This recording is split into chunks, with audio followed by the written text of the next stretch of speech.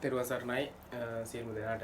අපි අද මේ වීඩියෝ එකෙන් කතා කරන්නේ දැන් මේ වීඩියෝ එකෙන් කතා කරන අපි කලින් කතා කරේ 2018 සාමාන්‍ය බස්නායක බලත් පේපරේ පළවෙනි පත්‍රයේ පළවෙනි කොටස. දැන් මම මේකෙන් කතා කරන්නේ දෙවෙනි කොටස තමයි කතා කරන්න බලාපොරොත්තු වෙන්නේ. එතකොට මෙතෙන්දී ඔයාලට තියෙන්නේ ස්ට්‍රක්චර් ප්‍රශ්න රචනා ප්‍රශ්න පහ. කියන්නේ විවිධ රචනා ප්‍රශ්න පහ තමයි අපි මෙතෙන් සාකච්ඡා කරන්න තියෙන්නේ.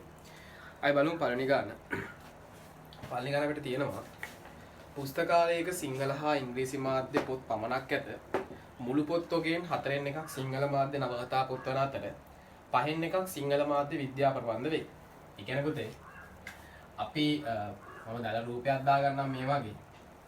හරි. එතන මෙන්න මේ පොත් සෙට් එකෙන් 4න් එකක් සිංහල මාධ්‍ය පොත්. 4න් එකක් සිංහල මාධ්‍ය පොත්.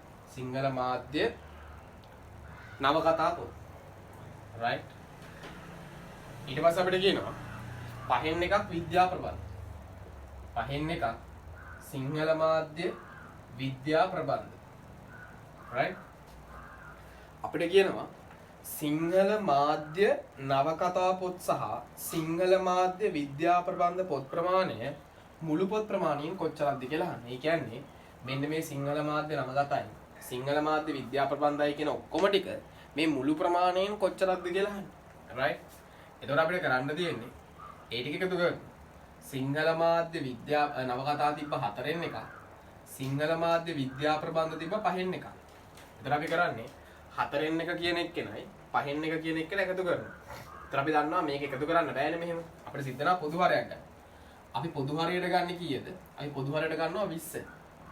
එතකොට පොදු හරයට 20 ගත්තාම අපිට 4 20 වෙලා තියෙන්නේ 5න් ගුණ කරලා උඩත් ගුණ කරා 5න්. එතනින් එනවා 5යි. 5 20 වෙලා තියෙන්නේ 4න් ගුණ කරලා එහෙනම් උඩත් ගුණ කරා 4. එතනින් එනවා 4යි. ඒ කියන්නේ අපිට උත්තරයක් එනවා 20න් 9ක් කියලා. ඒ කියන්නේ සිංහල මාධ්‍ය නවකතා සහ සිංහල මාධ්‍ය විද්‍යා ප්‍රබන්ධ කියන මෙන්න මේ මුළු ප්‍රමාණය මේ මුළු පොත් ප්‍රමාණය අපිට එනවා කීයක් කියලාද? මුළු ප්‍රමාණයෙන් 20න් 9ක්. right.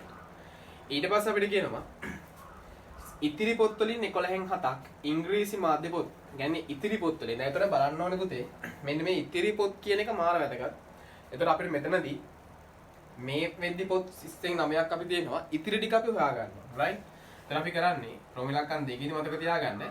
අපි මුලින්ම ඉතිරි පොත් ප්‍රමාණය හොයනවා. right. ඉතිරි පොත් ප්‍රමාණය අපිට හොයන්න පුළුවන්. අපි මෙන්න මෙයා සලකනවා සම්පූර්ණ ඒකකයක් කියලා සලකනවා. අපි මෙයාව සලකනවා සම්පූර්ණ ඒකකයක් කියලා. එහෙනම් අපි කරන්නේ එකෙන් අඩු කරනවා. මෙන්න මේ පොත් ප්‍රමාණය 20න් 9. මේ එක කියන එක මට ලියා ගන්න පුළුවන් 20න් 20යි කියලා. එහෙනම් 20න් 20න් අඩු කරනවා 20න් 9ක්. එතකොට මට එනවා 20න් කීයක් කියලාද? 20න් 11ක් කියලා. ඒ කියන්නේ ඉතිරි පොත් ප්‍රමාණය 20න් 11යි. මේ තියෙන ඉතිරි පොත් ප්‍රමාණය. හරි. අපිට කියන්නේ ඉතිරි පොත් වලින් 11න් 7ක් තමයි ඉංග්‍රීසි මාධ්‍ය පොත් කියලා කියන්නේ. right. ඒතකොට රෝමිලක්කන් දෙකේ ඉතුරු ටික මම ගත්තොත් රෝමිලක්කන් දෙක තමයි අපි හදන්න දාම. ඉංග්‍රීසි මාධ්‍ය පොත් ප්‍රමාණය අහන්නේ. එතකොට ඉංග්‍රීසි මාධ්‍ය පොත් ප්‍රමාණය වෙන්නේ මෙන්න මේ ඉතුරු ප්‍රමාණය. ඉතුරු ප්‍රමාණය 20න් 11යි. 20න් 11න් කීයක්ද? 11න් 7ක්. 20න් 11න් 11න් 7ක්. එතකොට අපි දන්නවා මේ අල්ලයින්ින් කියන්නේ ಗುಣ කිරීමක්. මෙතනින් 11ට 11 එකයි. 11ට 11 එකයි කියලා සුළු වෙනවා. එතකොට මෙයා සුළු කරාම එනවා 1 වරක් 7 7යි. යටින් එනවා 20 වරක් 1 20යි. ඒ කියන්නේ ඉංග්‍රීසි මාධ්‍ය පොත් ප්‍රමාණය අපිට එනවා කීයක් කියලාද? මුළු ප්‍රමාණයෙන් 20න් 7ක්. ඒ කියන්නේ අපි ගත්තොත් මේ මුළු ප්‍රමාණය 20න් 7ක් කියලා කියන්නේ ඉංග්‍රීසි මාධ්‍ය පොත්. right. ඔන්න ඉංග්‍රීසි මාධ්‍ය පොත්.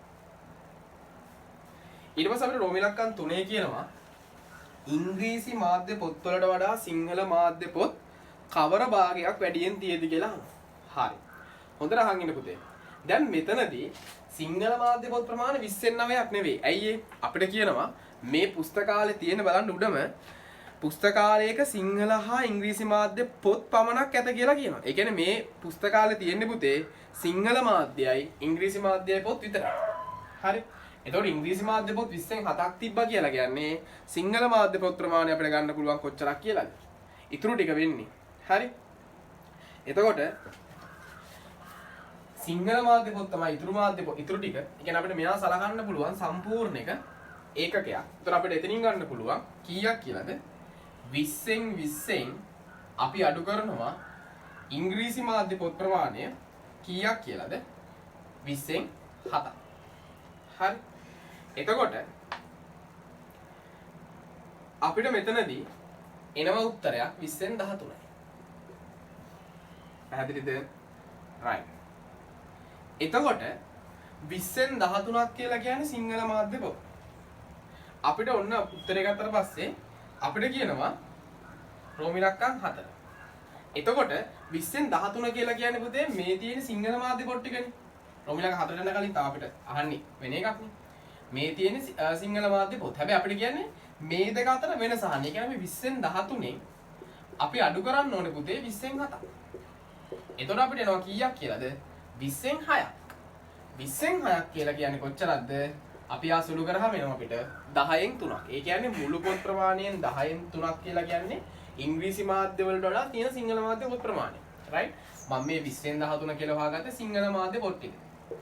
20න් 7 කියලා අපි මෙතනින් හොයාගත්තේ ඉංග්‍රීසි මාධ්‍ය පොත් ටික. ඒතර අපිට කියන්නේ ওই දෙක අතර වෙනස අහන්නේ. කොච්චරක් වැඩියෙන් තියෙනවද කියලා. ඒතර අපිට ඒක සිංහල මාධ්‍ය පොත් ප්‍රමාණයෙන් ඉංග්‍රීසි මාධ්‍ය පොත් ප්‍රමාණය අඩු කරාම අපිට උත්තරයක් ආවා 20න් 6ක් කියලා. අපි ආසරල කරාම අපිට උත්තරයක් එනවා 10න් 3යි කියලා. හරි. එතකොට රෝමි ඉලක්කම් 4 කියන්නේ මොකද්ද? එම ප්‍රමාණය පොත් 1200ක් නම් පුස්තකාලයේ මුළු පොත් ගන්න. ඒ කියන්නේ මේ 10න් 3ක් කියලා කියන්නේ පොත් 1200ක්. right? මේ 10න් 3ක් කියලා කියන්නේ එම ප්‍රමාණය කියලා කියන්නේ 10න් 3. මේ මුළු පොත් ප්‍රමාණයෙන් 10න් 3ක් කියලා කියන්නේ පොත් 1200ක්. නම් 10න් 3 සමාන කරන්න පුළුවන් අපිට 1200ට. අපෙන් අහන්නේ මේ පුස්තකාලේ තිබු මුළු පොත් ප්‍රමාණය අහන්නේ. ඒකට 10න් 3ක් 1200යි නම් මම 10න් එකක් හොයනවා. මම කරන්නේ 1200 බෙදෙනවා 3යි. ඒතර 1200 3ෙන් බෙදුවා වෙනවා 400. ඒ කියන්නේ 10න් එකක් කියලා කියන්නේ 400යි පොත්. එහෙනම් මුළු පොත් ප්‍රමාණය ගන්න 400 මම වැඩි කරනවා 10න් 400 10න් වැඩි කරාම මට එනවා පොත් ගාන කීයක් කියලාද? 4000ක් කියලා එනවා. ඒ කියන්නේ මේ පුස්තකාලේ තිබු පොත් ගාන අපිට ලැබෙනවා 4000ක් කියලා. හරි. ඔන්න අපේ ස්ට්‍රක්චර්ඩ් එකේ පළවෙනි ප්‍රශ්න අපි සාකච්ඡා කිරීම කරා. දැන් අපි යමු ස්ට්‍රක්චර්ඩ් එකේ දෙවෙනි ප්‍රශ්නයට. හරි. ඉතින් ස්ට්‍රක්චර්ඩ් එකේ දෙවෙනි ප්‍රශ්නේ තියෙන්නේ වර්ගඵලය සහ පරිමිතිය ආශ්‍රිත ගානක්. එතකොට ඒක දීලා තියෙනවා මෙන්න මේ වගේ රූපයක් දීලා තියෙනවා.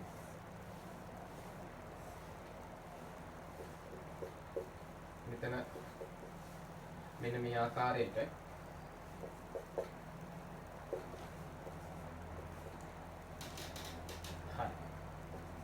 ඔන්නම රූපයක් දීලා අපිට කියනවා මෙන්න මෙහෙම. එක්තරා ආයතනයක ලෝහ ආස්තරයකින් සැකසූ සම්මිතික හැඩති වෙළඳ ලාංඡනයක් රූපේ දැක්වේ. අරේ සෙන්ටිමීටර 21ක් වූ PEQ වර්ධ වෘත්තාකාර කොටසක්ද PEQ වර්ධ වෘත්තාකාර කොටස අරේ 21යි. පැත්තක දිග මීටර් 14ක් වෙච්ච ABCD සමචතුරස්‍රාකාර කොටසක්ද සමන්විත වෙලා කියනවා කියලා කියනවා. අපිට කියනවා PEQ අර්ධ වෘත්තයේ චාප දිග. මෙන්න මේ චාප දිග අපෙන් අහන්නේ. හරි. එතකොට පුතේ අපි දන්නවා චාප දිගක් වෙන සූත්‍රය. එතකොට අපිට චාප දිග ගන්න පුළුවන් කොහොමද? අපි චාප දිග ගත්තොත් අපිට චාප දිග ගන්න පුළුවන් 2යි phi r වැඩි කිරීම θ බෙදීම 360. හරි. එතකොට අපිට මෙතනින් ආදේශ කරන්න පුළුවන් 2යි phi වෙලාගේ මම ආදේශ කරනවා 7න් 22යි. අපිට විශේෂයෙන් කියලා නැහැනේ. r කියලා කියන්නේ අරය, මෙයාගේ අරය 21යි. θ කියලා කියන්නේ කේන්ද්‍ර කෝණය, මෙයා අර්ධ වෘත්තයක් කියලා කියන්නේ මෙතනින් ඉන්නේ 180යි. අර්ධ වෘත්තයක කේන්ද්‍ර කෝණය 180යි. ඔයාට ඕනනම් දෙකෙන් එකයි කියලා එකපාරට දාන්නත් පුළුවන්. හරි, ගැටලුවක් නැහැ. මෙතනින් 1යි 360 182යි 7 1යි 21ට 7 ඒවා 3යි 2ට 2 ඒවා 1යි 2ට 2 ඒවා 1යි කියලා සුළු වෙනවා. එතන එනවා 22 වැඩි කිරීම 3යි. ඒ කියන්නේ උත්තරයක් එනවා මීටර් 66යි. ඒ කියන්නේ PEQ චාප දිග අපිට ගන්න පුළුවන් අර්ධ වෘත්තයේ චාප දිග මීටර් 66ක් කියලා. ඔන්න පළවෙනි එකට උත්තරේ. හරි. අපිට උත්තරේ විතරක් දාන්න නැහැ. හදන පියවර මෙතනදී දැමීම අනිවාර්යයි. හරි, ඒක මතක තියාගන්න. ඊළඟ රෝමි ඉලක්කම් 2. රෝමි ඉලක්කම් 2 බලමු. රෝමි ඉලක්කම් 2 කියන පුතේ මෙම ලාංඡනයේ පරිමිතිය. ඒතර අපි දන්නවා පරිමිතිය කියලා කියන්නේ වටේ දිග. ඕනම වස්තුවක පරිමිතිය කියලා කියන්නේ පුතේ යාගේ වටේ දිග. එහෙනම් අපි හිතමු මම මෙන්න මේ p ලක්ෂයෙන් පටන් ගන්නවා මෙන්න මෙයා වටේ පූර්ණ වටයක් යන්න දෙනවා. ඒත් අපි දන්නවා දැන් PEQ මෙන්න මේ චාප දිග අපි හොයාගත්ත 66යි. PEQ චාප දිග 66යි. ඊට පස්සේ යාට එකතු කරන්න ඕනේ මෙන්න මේ දිග. right? ඒතර අපි කොහොමද මේ දිග ගන්නෙ? දැන් අපි දන්නවා මේ PQ දිග ගත්තොත් PQ කියන්නේ 21 වැඩි කිරීම 21 වැඩි කිරීම දෙක කියන්නේ PQ වෙන්නේ 42ක් කියලා. කියන්නේ මෙතන ඉඳන් මෙතනටම තියෙනවා 42ක්. කියන්නේ මේ අර්ධ වෘත්තයේ විස්කම්භය. එතකොට මෙන්න මේ කෑල්ලයි දෙකම අපිට ගන්න පුළුවන්. ඒ කොහොමද? මෙයා 14යි නම් මෙයාත් 14යි මෙයාත් 14යි මෙයාත් 14යි. එතකොට මේ 42කින් අපි 14ක් අඩු කරමු. 42කින් 14ක් අඩු කරනවා 12න් 4ක් 8යි 3න් 1ක් 2යි. එතකොට එනවා මෙන්න මේ කෑලි දෙකම කීයක් කියලාද? මීටර් 28ක් කියන්නේ. රයිට් මම මේ දෙකම ගත්තේ මීටර් 28යි. ඊට පස්සේ ආට එකතු කරනවා 14යි 14යි 14යි 14 ඒවා තුනක් තියෙනවා. 14 ඒවා තුන. ඔන්න ඔතනින් අපිට පුළුවන් මෙයාගේ පරිමිතිය ගන්න. එතකොට අපිට එනවා 66 එකතු කිරීම 28 එකතු කිරීම 14 ඒවා තුනක් කියලා කියන්නේ 42යි මීටර්. එතකොට 42යි 8යි 50යි 50යි 20යි 70යි 70යි 66යි කියලා කියන්නේ අපිට උත්තරයක් කියනවා මීටර් 136ක් කියලා. ඔන්න රෝමිලකන් දෙකට උත්තරේ මෙයාගේ පරිමිතිය අපිට එනවා මීටර් 136යි. ඊට පස්සේ අපිට කියනවා ලාංඡනීය වර්ගඵලය. right. අනිත් එක ලාංඡනය මේ රූපෙන් දක්වන ලාංඡනයක් කියලානේ කියන්නේ. ඒතර මෙයාගේ වර්ගඵලය ගද්දි මතක තියාගන්න අපිට කරන්න තියෙන්නේ එක් එක් කොටසේ වර්ගඵලය වෙන වෙනම හොයනවා. ඒ කියන්නේ මේ අර්ධ වෘත්තාකාර කොටසේ වර්ගඵලය වෙනම හොයනවා. මෙන්න මේ සමෘද්ධාකාර කොටසේ වර්ගඵලය වෙනම හොයනවා. ඔයලා ওই දෙක මොකද කරන්න තියෙන්නේ? එකට එකතු කරන්න තියෙන්නේ. right. මම අර්ධ වෘත්තාකාර කොටසේ වර්ගඵලය ගන්න පුළුවන් මට වෘත්තයක වර්ගඵලය කියන්නේ 5r වර්ග වැඩි කිරීම අර්ධ වෘත්තයක් නිසා මම එතනදී පොදුවේ කේන්ද්‍රයේ ඛණ්ඩයක වර්ගඵල වෙන සූත්‍රය දාන්න. ඒ කරලා එකතු කරන්න ඕනේ මෙන්න මේ සමචතුරස්‍රයේ වර්ගඵල. එතන මෙතනින් 5 වෙලා ගිය 7න් 22යි r කියලා කියන්නේ අරය මෙයාගේ 21යි වැඩි කිරීම 21 මම මෙතන 180 වෙනීම 300ට දාන්නම් ඔයාලට පැහැදිලි වෙන්න. එකතු කිරීම මෙයා වෙනම සුළු කරන්න 14 14න් වැඩි කරනවා. එතකොට අපිට එනවා එතනින් 196. දැන් මෙයා සුළු කරොත් 7 1යි 21ට 7 3යි කියලා සුළු වෙනවා. 180ට 180 1යි 300ට 180 දෙකක් කියලා සුළු වෙනවා. මෙතනින් 2ට 2 1යි 22ට 2 11යි කියලා සුළු වෙනවා. 11ක් මෙතනින් අපි ගත්තොත් 3 වරක් 1 3යි 3 වරක් 2 6යි 63යි 63 වැඩි කරන්න තියෙන්නේ 11න් 11 වරක් 33න් 3යි 3ක් ඉතුරුයි 11 වරක් 6 66යි 3යි 69යි මෙතනින් එනවා 693. එහෙනම් 693ට 196 එකතු කරනවා 3යි 6යි 9යි 9යි 9යි 18න් 8යි එකක් ඉතුරුයි 7යි 1යි 8යි අපිට මෙයාගේ වර්ගඵලය ලැබෙනවා වර්ග මීටර් 889ක් කියලා. right බලන්න පිළිතුරු වල ගැටලුවක් තියෙනවා නම් හරි මොකක් හරි තැනක අනිවාර්යයෙන්ම කියන්න මට පල්ලේ. right ඊට පස්සේ බලමු අපිට කියනවා මෙන්න මෙහෙම ABCD සමෘද්ධාකාර කොටසේ වර්ගඵලයෙන් 3 ගුණයක් විශාල ඍජුකෝණාශ්‍රාකාර කොටසක් PQ එක් පාදයක් වෙනසේ ABCD සමෘද්ධාකාර කොටස වෙනුවට සවිකලවොත් ලැබෙන රූපයේ මිනුම් සහිතව ඉහත රූපයක් දක්වන්න කියලා කියනවා. ඒ කියන්නේ අපිට කියනවා අපිට දැන් මෙතනින් ආවේ 889ක් නේද? right. මෙන්න මේ සමෘද්ධාකාර කොටසේ වර්ගඵලයෙන් 3 ගුණයක්. මෙයාගේ වර්ගඵලය කීදාවේ 14 වැඩි කිරීම 14 කියලා කියන්නේ 196. එමෙන් 3 ගුණයක් විශාලයි කියලා කියන්නේ. ඒත් අපිට කියන්න පුළුවන් 196 වැඩි කරනවා 3. 3 වරක් 6 18න් 8 එකක් ඉතුරුයි. 3 වරක් තමයි 27යි 28න් 8 දානවා දෙකක් ඉතුරුයි. 3 වරක් 1 3යි 2යි 5යි. ඒ කියන්නේ වර්ග මීටර 588ක් වෙච්ච ඍජුකෝණාශ්‍රයක්. එතකොට එයා තියෙනවා කියන්නේ PQ එක් පාදයක් වෙන්නේ. PQ කියලා කියන්නේ මෙයා. එතකොට මෙයා තියෙන්න ඕනේ මෙහෙම පල්ලෙහාට. හරි ඔන්න ඔහම තියෙන්න ඕනේ. එතකොට අපිට කියනවා මේ වගේ අපි රූපයක් අඳිනවා. හැබැයි අඳිද්දී මතක තියාගන්න අපි යාගේ පළල හොයාගෙන ඉන්න ඕනේ ඉස්සෙල්ලා. එතකොට අපි දන්නවා ඍජුකෝණාශ්‍රයක වර්ගඵලය දන්නවා, දිග දන්නවා. පළල ගන්න මොකද කරන්නේ? එයාගේ වර්ගඵලය එයාගේ දිගෙන් බෙදන්න ඕනේ. right? එතකොට මෙයාගේ වර්ගඵලය 588යි. අපි යා බෙදනවා මෙයාගේ දිග. මෙයාගේ PQ දිග අපිට එනවා කීයද 42ක්. 42 එකක් 42යි 8න් 2ක් අඩු කරා 6යි 5න් 4ක් අඩු කරා 1යි 168ට 168ට 42 4යි 4ක් 2 8යි 4ක් 4 16 කියලා නෝනේ.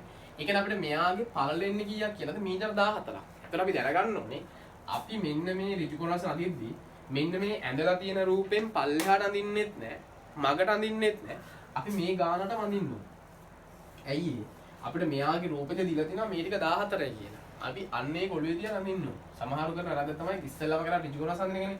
ඒක මෙහෙ ඇඳලා හරියන්නේත් නැහැ. මගින් ඇඳලා හරියන්නේ. ඒතර එයා තියෙන්නේ ගානට කොහොමද? මේ අපිට දීලා තියෙන රූපෙම අඳින්න තියෙන්නේ. අන්නේ ගානට අපි අඳින්න ඕනේ. ඔන්න. දෙවෙනි ප්‍රශ්නේ උත්තරය එතකොට අපිට මෙන්න මෙහෙම රූපය ඇඳලා මෙයා මීටර 14 කියලා හොයාගෙන තිනවනම් අපිට දකුණු ලැබෙනවා. හරි. ඊළඟ අපි යමු තුන්වෙනි ප්‍රශ්නෙට. තුන්වෙනි ප්‍රශ්නේ කියන්නේ මෙන්න මෙහෙම. එතන තියෙන්නේ ප්‍රතිශත පාඩම යටතේ. අපිට කියනවා 112ක වාර්ෂික වැල්පොලි අනුපාතයක් යටතේ රුපියල් ලක්ෂ 40ක් ණයට ගන්නා රවීන්ද්‍ර right එම මුදල මෝටර රථයක් ආනයනය කිරීමට යොදවයි. පළමු වර්ෂයේ අවසානයේ ගෙවීමට සිදුවන පොලි මුදල කොච්චරක්ද කියලා අහන්නේ. කියන්නේ මෙයා ලක්ෂ 40ක් ආයෝජනය ණයට ගන්න. හරිද? එතකොට වාර්ෂික පොලි අනුපාතකයේ 112යි වැල් පොලියට යන්නේ. ඒතර අපිට බලන්න පුළුවන් පළවෙනි වසරට පොලිය. ඒතර පළමු වසරට පොලිය අපිට ලැබෙන්නේ එයා මේ ණයට ගත්ත මුදල අපි වැඩි කරනවා පුතේ කාගෙන්ද? වාර්ෂික පොලි අනුපාතකයේ. වාර්ෂික පොලි අනුපාතකයේ කීයද? 112යි. එතකොට පළවෙනි වසරට අපිට පොලිය එනවා 0.0.0.0 12 4 48යි. පළවෙනි අවුරුද්දේ පොලිය අපිට ලැබෙනවා කොච්චරක් කියලාද? රුපියල් 4,80,000ක් කියලා ලැබෙනවා. ඊට පස්සේ අපිට රෝවිලක්කන් දෙකේ කියනවා දෙවන වසරට පොලිය කොච්චරක්ද කියලා අහන. එතන මතක තියාගන්න දෙවෙනි අවුරුද්දේ පොලිය හදද්දි පළවෙනි අවුරුද්දේදී අපි ණයට ගත්ත මුදල තියෙනවනේ. එයයි පළවෙනි අවුරුද්දේ පොලියයි දෙකම එකතු වෙලා එන ගාන තමයි අපි වැඩි කරන්න ඕනේ. කියන්නේ මෙතනදී දෙවන වසරට පොලිය ගද්දි ණය මුදල වෙන්නේ මෙන්න මේ ලක්ෂ 40යි මේ 4,80,000යි කියන දෙන්නම. ඒතර අපිට එන්නේ එතනින් රුපියල් 44,80,000. එහෙනම් එයා වැඩි කරනවා අපි කාගෙන්ද 100%. ඒතර මෙතනින් එන අපිට බිංදු දෙකට බිංදු දෙකක් කැපෙනවා. 12.0යි 12.0යි 12කට 96න් 6යි 9ක් ඉතුරුයි. 12ක් 4 48යි 48 9ක් එකතු කරා 57න් 7යි 5ක් ඉතුරුයි. 12ක් 4 48යි 5යි 53යි. එතකොට අපිට එනවා දෙවෙනි අවුරුද්දේ පොලිය පුතේ රුපියල් 5,37,600ක් කියලා. හරි. ඒත් මතක තියාගන්න වැල් පොලිය සම්බන්ධ ගැටලුවකදී අනිවාර්යෙන්ම දෙවෙනි අවුරුද්දේ පොලිය ගන්න කොහොමද? අර පළවෙනි අවුරුද්දේ එන පොලිය අර ණයට ගත්ත මුදලට හෝ තැන්පත් කරමු මුදලට එකතු කරලා ගන්න ඕනේ. හරි. right. අපි බලමු ඊට පස්සේ රෝමිලක්කම් 3. රෝමිලක්කම් 3 කියනවා වසර දෙක අවසානයේ ණය නිදහස් වීම රවීන්ද්‍රට ගෙවීමට සිදුවන මුළු මුදල කොපමණද? right. එතකොට රෝමිලක්කම් 3 ගත්තොත් එතකොට මතක තියාගන්න රෝමිලක්කම් 3ේදී දැන් අපි ණයට ගත්තේ කීයක්ද? ණයට ගත්තේ රුපියල් 4,40,000 නේද? අපි ණයට ගත්තේ රුපියල් 4,40,000. හැබැයි 4,40,000ක් ගත්තේ නේ. sorry. 1,40,000ක් අපි ගත්තා. එතකොට පළවෙනි අවුරුද්දේ අපේ පොලිය ආවේ කීයද? 4,80,000ක් නේ. පළවෙනි අවුරුද්දේ පොලිය ආවේ 4,80,000. ඊට පස්සේ අපිට දෙවෙනි අවුරුද්දේ පොලිය කීයක් ආවද? දෙවෙනි අවුරුද්දේ අපිට පොලිය ආවා 5,37,600ක්. එතකොට මෙයා ණය නිදහස් වෙන්න ගෙවන්න ඕනේ මෙන්න මේ මුළු මුදල. හරි. මේ තියෙන්නේ පළමු අවුරුද්දේ පොලිය, මෙන්න තියෙනවා දෙවෙනි අවුරුද්දේ පොලිය. මේ තමයි ණයට ගත්ත මුදල. එහෙනම් ණය නිදහස් වෙන්න මේ ඔක්කොම ගෙවන්න ඕනේ. එතකොට අපි මේක එකතු කරනවා. මෙතනින් එනවා 7යි 8යි 3යි 11යි 1යි 1ක් ඉතුරුයි 5යි 4යි 9යි 1යි 10යි 0.1ක් ඉතුරුයි 4යි 1යි 5යි. එතකොට අපිට එනවා මෙයා ණය නිදහස් වෙන්න 50,17,600ක මුදලක් ගෙවන්න ඕනේ. හරි. ඊට පස්සේ රෝමිලක්කම් 4 දිහා බැලුවොත් රෝමිලක්කම් 4 අපිට කියන්නේ මෝටර රථයක් ආනයනයේදී 60%ක තීරුබද්දක් අය කරයි. ඉහත ණය මුදල පමණක් යොදා ගනිමින් තීරුබද උට ආනයනය කළගේ මෝටර රථයේ ආනයනික වටිනාකම සොයන්න. right. හොඳ ගානක්. දැන් මෙතනදී අපිට කියන්නේ එයා ණයට ගත්ත මුදල කියන්නේ ලක්ෂ 40 යොදවලා එයා අර ආනයනික බදුත් ගෙවලා වාහනයක් ගන්නවා. එතකොට වාහනේ ආනයනික වටිනාකම අපෙන් අහන්නේ. හරි. අපිට එතකොට පුළුවන් අපෙන් අහන්නේ ආනයනික වටිනාකම තමයි අහන්නේ. මං එයාව දන්නේ නැහැ. මෙයාව තමයි අපෙන් අහන්නේ. අපිට කියනවා බාන්නේ දැන් එයා අර බදුත් ගෙවලා සම්පූර්ණයෙන්ම වාහනේ ගන්න කීයද? රුපියල් ලක්ෂ 40. ලක්ෂ 40කට තමයි ගන්න. හරිද? මෙන්න මෙයා වාහනේ ගත්ත මිල. එතකොට ඒක ලැබෙන්නේ කොහොමද? අර ආනයනික වටිනාකම මම මෙයාව ගන්න ආනයනික වටිනාකම x කියලා. මේ ආනයනික වටිනාකම වැඩි කරනවා තීරුබදු ප්‍රතිශතයෙන්. එතකොට තීරුබදු ප්‍රතිශතය වැඩි කරද්දී අපි 100ට දැන් මෙතන කියන්නේ 160ක් කියලානේ කියන්නේ. හැබැයි 160 නෙමෙයි වැඩි කරන්නේ. අපි වැඩි කරන්නේ කාගෙන්ද? 100ට 160. කියන්නේ එයා 100ට එකක් නම් විකුණන්නේ 160කට. එහෙම කරලා එයා විකුණලා තියෙන ලක්ෂ 7 ගත්ත. රන් තියෙන ලක්ෂ 40කට. එතකොට x ගාන එකක් කීයද කියලා අහන්න. එහෙනම් අපි මොකද කරන්නේ? මෙයා 100ෙන් වැඩි කරලා 160ෙන් බෙදනවා. මෙයා 100ෙන් වැඩි කරලා 160ෙන් බෙදනවා. එතකොට මෙතනින් මෙයාට වෙනවා කැපිලා ගිහිල්ලා අපිට උත්තරයක් එනවා කීයක් කියලාද? රුපියල් ලක්ෂ 25ක් කියලා. ඒ කියන්නේ මෙන්න මේ වාහනේ ආනයනික වටිනාකම අපිට එනවා කීයක් කියලාද? රුපියල් ලක්ෂ 25ක් කියලා. හරි. මෙතනින් බිඳුවක් කපා ගන්න 16 1යි. හරි. 16 මෙතනින් එනවා 2යි. ඊට මෙතනින් ඔන්න වෙවිලා අපිට උත්තරයක් ගන්න පුළුවන්. ඔන්න අපේ 3 වෙනි ගාන. දැන් අපි යමු 4 වෙනි ගානට. 4 වෙනි ගාන අපිට ජාල රේඛයක් දීලා තියෙනවා. හරි. ඒ ජාල රේඛයක් දීලා අපිට ඇඳගෙන යන්න තමයි කියන්නේ. හරි බලමු. අපිට කියනවා මෙන්න මෙහෙම ජාල රේඛයක් සිස්ටම් සම්පූර්ණ කරන්න කියලා තියෙනවා. මම කටුවට අඳින්නම්. හරි. මෙතන 35 එළිය 35. හරි. මම අඳින්න අපිට ටිකක් හදගත්තා.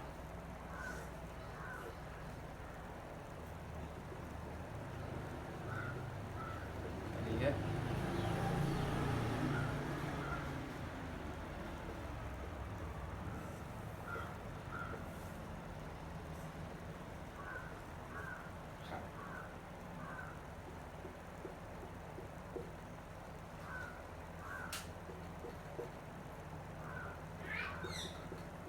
දහය 12 14 16 10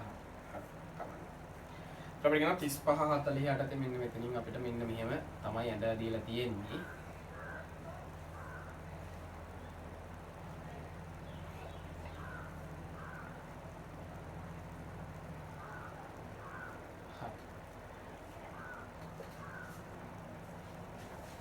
හරි ඔන්න ඔය වගේ දීලා තියෙනවා අපිට ඇඳලා. දැන් අපෙන් අහනවා ජාල රේඛය ඇසුරෙන් නිහත වගුවේ ස්තන් පුරවන්න කියලා. එතකොට 35 40 කියන පන්ති ප්‍රාන්තරය යටතේ අපිට වැටෙන්නේ කීයක්ද? 35 40 අපි මෙතන නිරූපණය කරලා තියෙන ගාන 8යි. ඊට පස්සේ 40 50. එතකොට මෙතන 40 50 කියලා තමයි සංඛ්‍යාතේ දාලා තියෙන්නේ. එතකොට මේ 40 50 කදී ගොඩක් කට්ටිය 6යි කියලා දානවා පුතේ. ඒක වැරදි. ඇයි ඒ?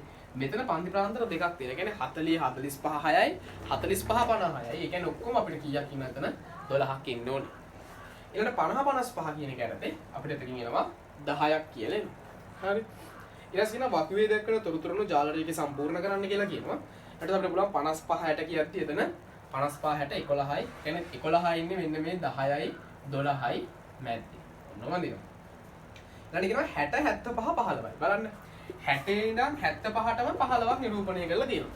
ඒතර බලන්න පුතේ 60 ඉඳන් 75ට යනකොට එතන පන්ති ප්‍රාන්තර තුනක් තියෙනවා. හරි 60 ඉඳන් 75 යන පන්ති ප්‍රාන්තර තුනක් තියෙනවා. ඒ කියන්නේ අපි මෙන්න මේ සංඛ්‍යාතය බෙදන්න ඕනේ කීයද? 3ෙන්. ඒතර 15 3ෙන් බෙදුවම අපිට එන්නේ කීයද? 5යි. අපි ඒ කියන්නේ මේ සංඛ්‍යාතය අඳින්න ඕනේ කීයද? 5ට අඳින්න ඕනේ 75 වෙනකම්. ඔන්න. කියන්නේ 60 ඉඳන් 75ට අපි 15 ගාන අඳින්නේ නැහැ තුනක්. අපි අඳින්නේ ඒ 60 ඉඳන් 75ට 15 පෙන්වලා තියෙනවා මෙතනින් 5යි මෙතනින් 5යි මෙතනින් 5යි. හරි.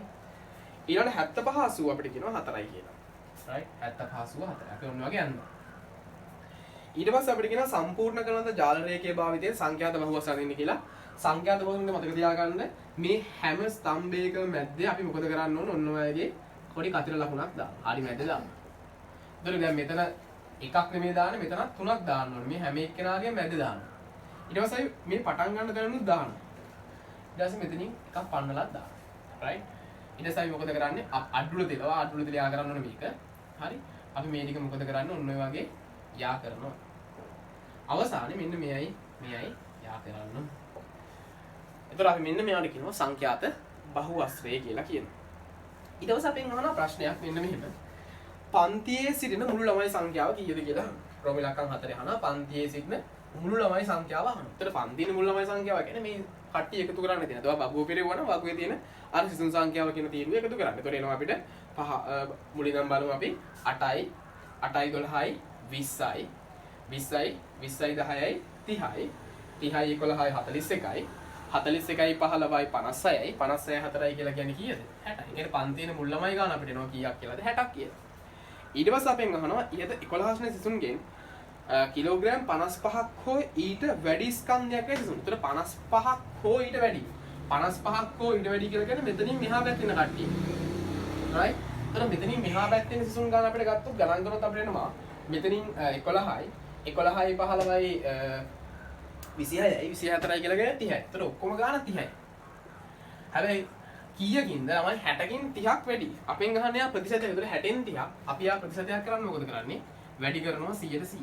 ඒතර 60 1යි 100ට 1යි 60ට 2යි 2ට 2 1යි 100ට 2 50යි අපිට උත්තරයක් එනවා කීයයි කියලාද 150ක් කියලා එනවා. ඒ කියන්නේ ලකුණු කිලෝග්‍රෑම් 55ට වැඩි සිසුන් සංඛ්‍යාව අපිට එනවා ප්‍රතිශතයක් විදිහට 150ක් කියලා. right. අපි ඊළඟ බලමු පස්වෙනි ප්‍රශ්නේ. පස්වෙනි ප්‍රශ්නේ තියෙන මෙන්න මෙහෙම එකක්.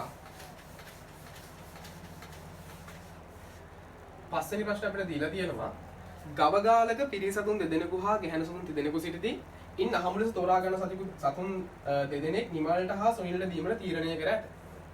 right. එතන අපිට මෙතනින් දීලා තියෙනවා M2 M3 F1 F2